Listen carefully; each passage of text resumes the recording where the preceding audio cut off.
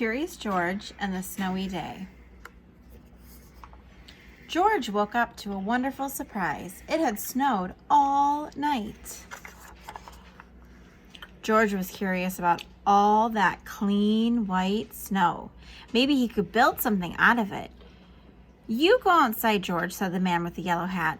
"I'll make us some cocoa for later." This was going to be a perfect day. George went out to play. Uh-oh. He sank right into the fluffy powder. Look at him. Bill, George's friend and neighbor, came by. He didn't have any trouble walking in the snow. "Hey, George," Bill said, "I have an extra pair of cross-country skis you can have." Then Bill showed George how to ski by making zigzags through the snow. George could not wait to try it for himself. With skis, George could stay at the top of the snow, and he followed Bill uphill. Suddenly, they heard a noise. Oink, oink, oink, oink. Bill said, "I'm going to go and find out what that is. You wait here." George waited at the top of the hill in the cold. His house looked so small and so warm. George wanted to go home and get his cocoa. Was Bill coming back?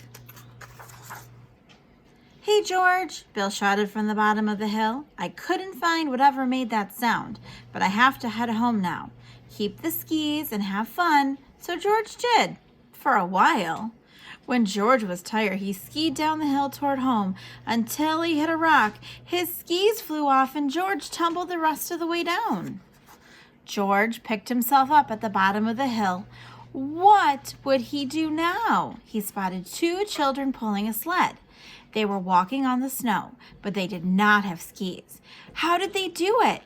It had to be those wide, flat shoes they wore. "Vinny, I think he likes our snowshoes," the girl said. George nodded.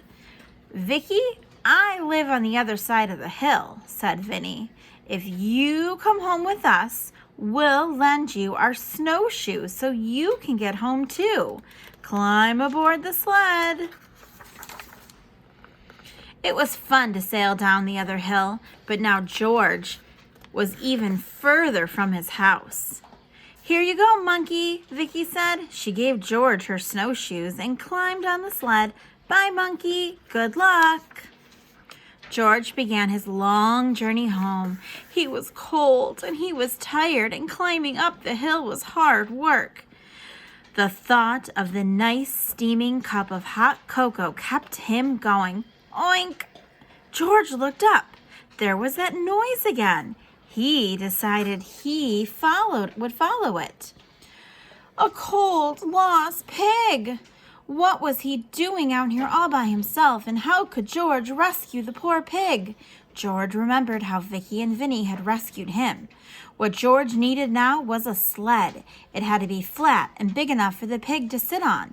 A fallen sign nearby looked like a good choice. What a ride! When George got home, he found his neighbor, Farmer Rankins, talking to the man with the yellow hat. "Thanks for bringing my pig home, George," the farmer said. "He got out last night before it snowed." "Good work, George," said the man with the yellow hat.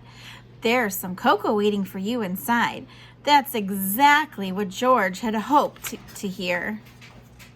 Skiing, snowshoeing, sledding, and now cocoa. It had been the perfect snowy day. The end.